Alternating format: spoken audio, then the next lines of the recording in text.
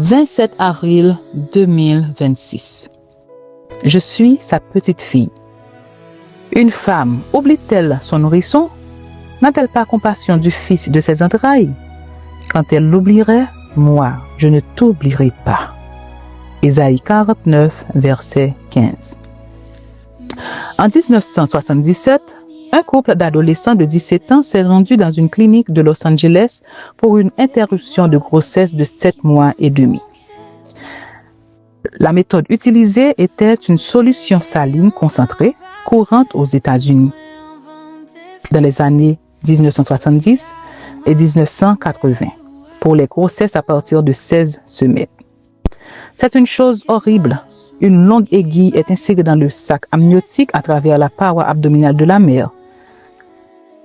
La solution injectée est ingérée par le fœtus, l'empoisonnant et brûlant sa peau et ses poumons. Cette hypernatrémie ou augmentation du taux de sodium dans le sang provoque des spasmes, une vasodilatation généralisée, un gonflement, une congestion, une hémorragie, un choc et la mort. En général, 24 heures plus tard, le bébé naît mort ou presque. On appelle souvent ces bébés pommes d'amour en raison de l'aspect vermoulu des blessures.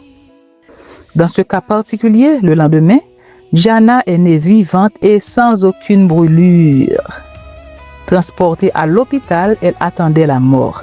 Elle a survécu, mais les médecins ont dit qu'elle ne marcherait pas, ne parlerait pas et ne lèverait pas la tête. Après avoir quitté l'hôpital, Gianna a été placée dans un foyer. Alors qu'elle n'avait que quelques mois, elle n'a pas reçu les soins dont elle avait besoin et a été rejetée. Dans un autre foyer, une gentille dame l'a adoptée. Elle a parlé de Jésus. Elle lui a parlé de Jésus, a prié avec elle et l'a accompagnée à des séances de thérapie. À l'âge de 3 ans, Gianna a commencé à marcher, mais une paralysie cérébrale l'accompagnerait pour toujours.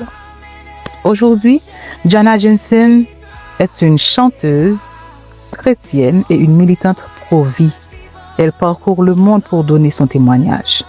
Au Brésil, en 2018, elle a déclaré avoir couru 2 marathons et se préparer à un 3e. Après une conférence, une dame s'est présentée à elle comme étant sa mère. Sous le choc, Gianna lui a dit « Je suis chrétienne et je te pardonne pour ce que tu as fait. Je n'ai pas besoin de ton pardon, tu es une honte, a répondu sa mère.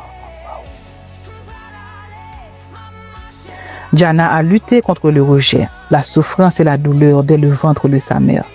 Elle a dit un jour à sa mère, je ne suis pas sa fille, je suis la petite fille du propriétaire du monde. Ne touchez pas à sa propriété. Dès le ventre de votre mère, l'ennemi a tenté de vous injecter la solution saline du péché qui brûle, aveugle et paralyse. Mais le propriétaire du monde vous a sauvé par son sang, faisant de vous la prunelle de ses yeux. Amen.